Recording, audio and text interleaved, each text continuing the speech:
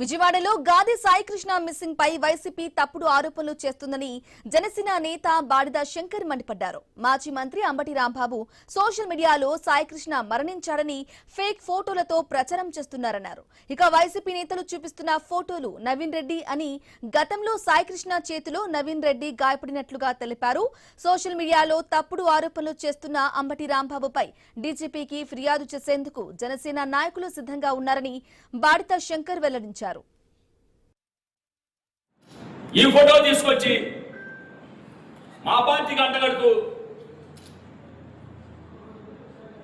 మా నాయకుడి మీద, చంద్రబాబు గారి మీద లేనిపైన అబండాలేస్తూ, అంబటి రాంబాబు గారు నువ్వు మనిషి పెరిగావు కానీ బుద్ధి పెరగల, ఒక మాజీ మంత్రివి, మరి నీ ఇంటి మీద దాడి చేస్తే 7 గంటలు ఒక్క కాపు కులస్తుడు వచ్చి నీకు అండగా నిలబడాల. నీ ఇంటికి జగన్మోహన్ రెడ్డి గారు వస్తే నీ భార్య, నీ కూతురు సార్ ఇటు దుర్మార్గుడు అని చెప్పారు. నీ ఆత్మ పరిశీలన చేసుకో.